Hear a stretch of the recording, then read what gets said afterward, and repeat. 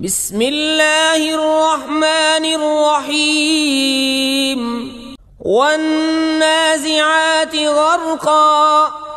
والناشطات نشطا والسابحات سبحا فالسابقات سبقا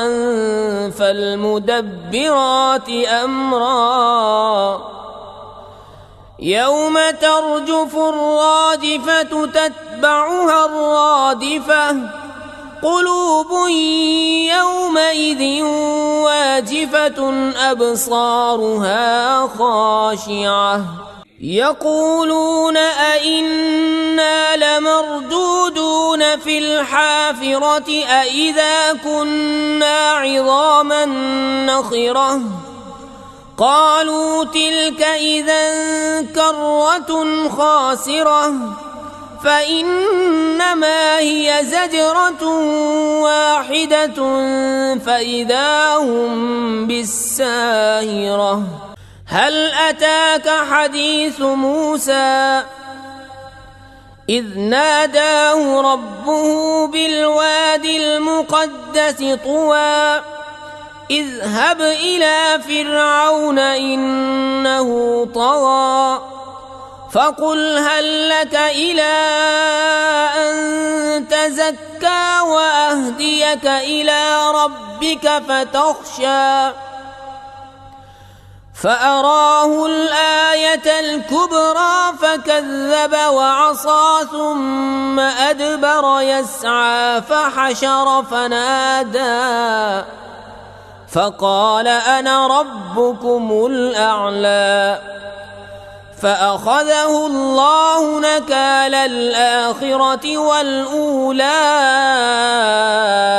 إن في ذلك لعبرة لمن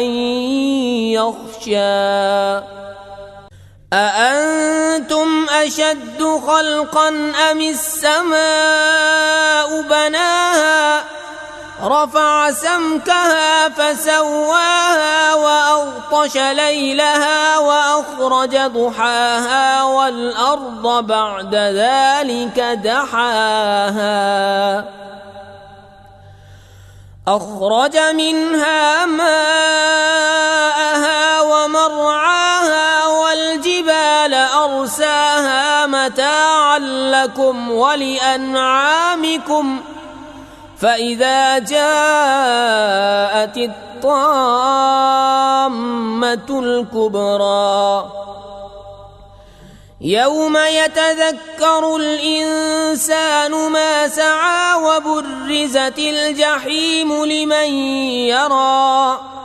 فأما من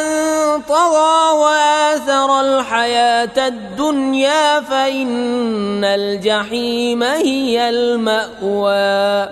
وأما من خاف مقام ربه ونهى النفس عن الهوى فإن الجنة هي المأوى يسألونك عن الساعة أيان مرساها فيم أنت من ذكراها إلى ربك منتهاها إنما أنت منذر من يخشاها كأنهم يوم يرونها لم يلبثوا إلا عشية أو ضحاها.